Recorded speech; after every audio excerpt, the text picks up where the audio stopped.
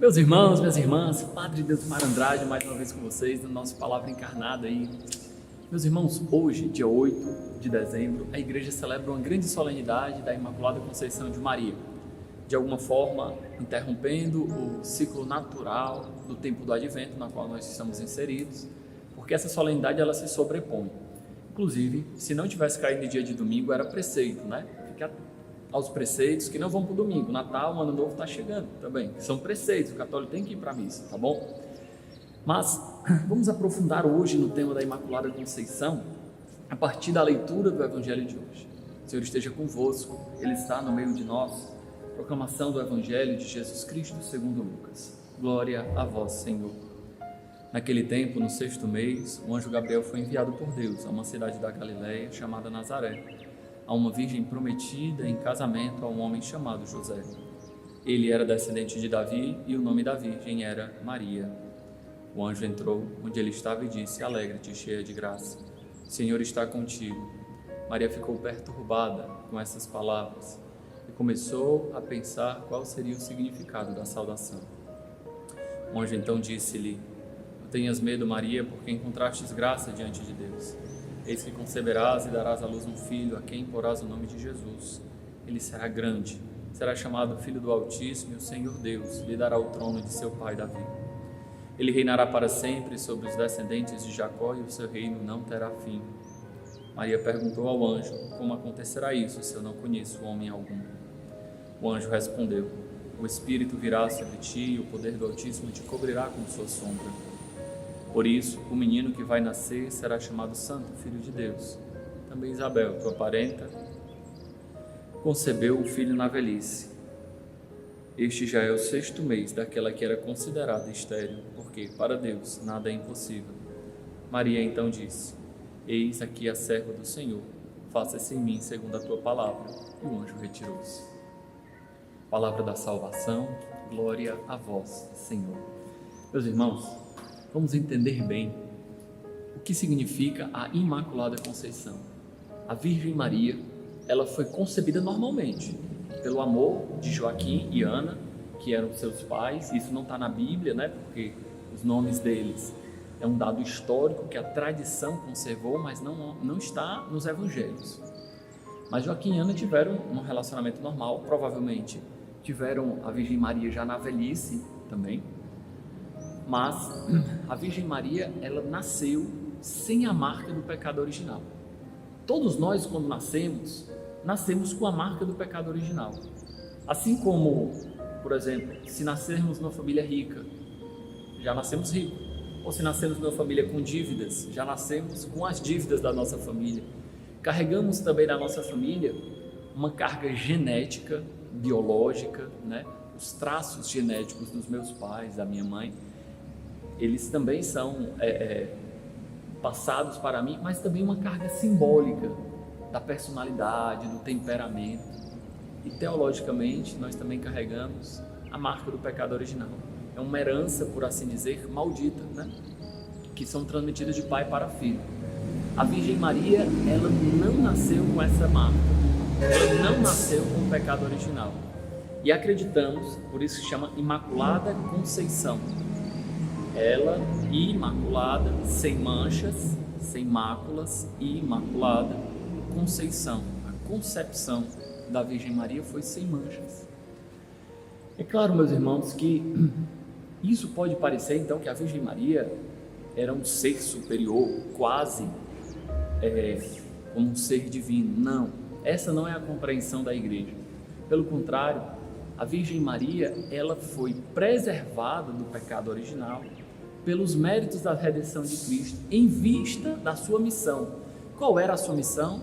De ser a mãe do Salvador, a mãe de Jesus. É por isso que na primeira leitura de hoje, Gênesis capítulo 3, depois de um homem ter pecado, o próprio Deus promete que se chama de proto-evangelho, porque já mostra ali um sinal da salvação, quando Deus promete que haverá uma inimizade entre a serpente e a mulher. A serpente ferirá o calcanhar da mulher, mas não a machucará, e a mulher ferirá a sua cabeça. Vejam, uma única inimizade entre a serpente e a mulher. Que mulher é essa, meus irmãos? Que não foi ferida, que não foi imaculada pela serpente, ferida, porque a serpente do mal matou o seu filho Jesus. Na cruz nós vemos a dor da morte de Jesus no coração de Maria, mas que não foi manchada, não foi maculada. Quem era essa mulher? Essa mulher a quem Jesus nas bodas de Caná chamou de mulher, essa mulher a quem Jesus na cruz, João 19, chamou de mulher, esta mulher a quem Paulo, em Gálatas, capítulo 5, se não me engano, fala, na plenitude dos tempos, o Verbo se encarnou, nascido de mulher. Não é bem essas palavras, mas fala que Jesus veio ao mundo nascido de uma mulher. Então, meus irmãos, essa mulher é a Virgem Maria. E se chama no Gênesis de proto-evangelho porque já é o primeiro anúncio da salvação. Ou seja, que o pecado não terá a vitória definitiva. E na segunda leitura, nós lemos uma coisa muito importante. Vejam bem, em Cristo, Ele, o Pai, nos escolheu antes da fundação do mundo para que sejamos santos e irrepreensíveis sob o seu olhar, no amor.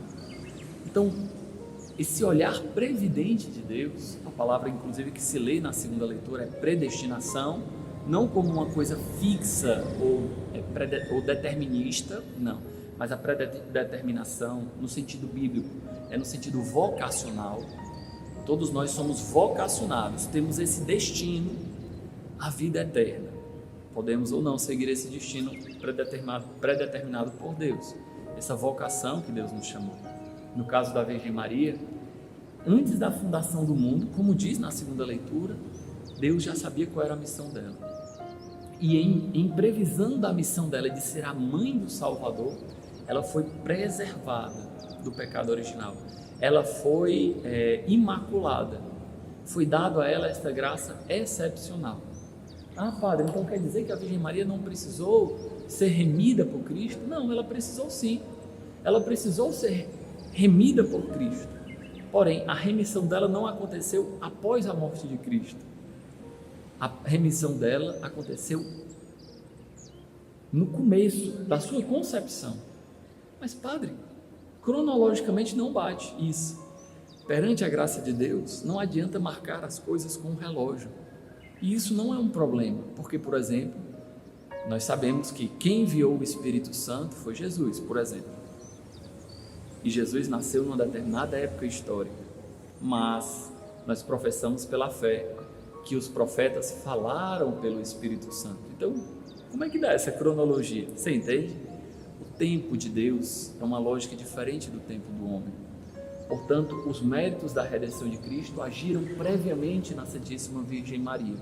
Assim como, se você já teve a oportunidade de ver o sol nascer, assim como antes de o sol nascer, já desponta a aurora, que são aqueles primeiros raios, que não é o sol, mas são os primeiros raios que anunciam que o sol vai chegar.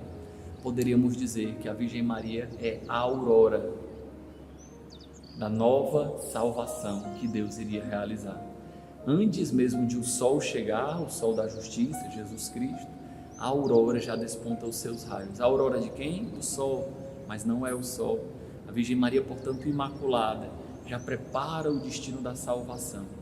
Meus irmãos, e claro, esta grande graça que a Virgem Maria recebeu, ela não viveu só para si. Ela transformou o chamado excepcional que Deus tinha para ela em missão.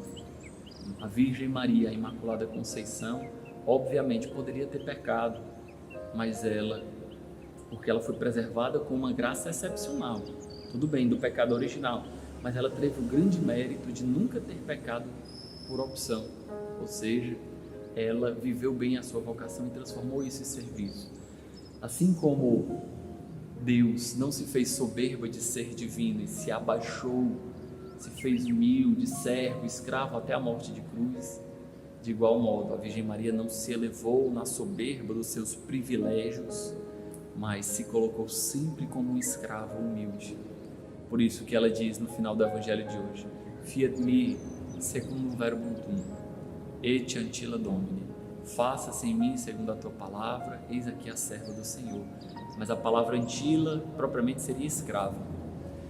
E biblicamente, talvez, a gente pense que não existem indícios para falarmos da Imaculada Conceição, mas há sim, porque o anjo, veja, um anjo portador da verdade divina, portanto o anjo não pode mentir. Ele, quando saúda a Virgem Maria, diz: alegra-te, cheia de graça. A palavra em grego, a única vez que foi usada na Sagrada Escritura foi esta, para a Virgem Maria. Essa palavra nunca foi usada em nenhum outro contexto da Sagrada Escritura. A palavra grega kekeretomene quer dizer plena, cheia de graça. E sabemos que onde habita a graça, não dá para habitar o pecado. Não existe comunhão entre as luzes e as trevas. Portanto, quando o anjo diz que a Virgem Maria é cheia de graça, imaginemos que é um copo cheio da água da graça de Deus. Se ela está cheia de graça, não cabe ali o óleo do pecado. Nós, infelizmente, sustentamos em nós, no nosso copo, vamos dizer assim, a graça de Deus, tantas vezes escondida. Uma pequena camada de óleo, que são os nossos pecados. Ou pior, quando estamos em pecado grave, a graça de Deus ela é derramada e habita em nós somente o óleo do pecado. A Virgem Maria não, meus irmãos. A Virgem Maria ela é cheia de graça, plena. Portanto, o seu coração, cheio do Espírito Santo, não havia espaço para o pecado. E o próprio anjo reconhece isso. Vejam que cena incrível. A Virgem Maria, humilde, serva do Senhor. O anjo vem ao seu encontro e ela não se eleva. E o anjo faz questão de louvá-la. Alegre-te, cheia de graça, porque achastes graça diante de Deus. A ninguém foi dito isso. Quem foi digno? Um salmo diz: quem, Senhor, entrará no teu santuário? Quem tem mãos limpas e um coração puro, quem tem inocente coração e não mancha o seu coração na iniquidade. Quem pode se atrever a entrar no santuário do Senhor? A Virgem Maria. Ela não se atreveu, mas o próprio Deus fez dela o seu santuário, a verdadeira arca da aliança. Que belo, meus irmãos. Peçamos à Virgem Maria a graça. Ela que foi imaculada, de ela também purificar o nosso coração dos nossos pecados. Ela que recebeu esta graça singular de ser plenamente cheia da graça de Deus, que ela seja instrumento para que Deus também nos preencha com sua graça. Meus irmãos, minhas irmãs, peçamos a Deus a graça de ter um coração completamente preenchido pela força do ressuscitado agindo em nós. De alguma forma, a Virgem Maria, já sem pecado, vivia uma vida ressuscitada.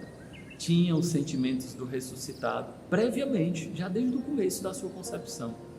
Peçamos, meus irmãos, minhas irmãs, a graça desse preenchimento espiritual. Assim seja. Amém. Em nome do Pai, do Filho e do Espírito Santo.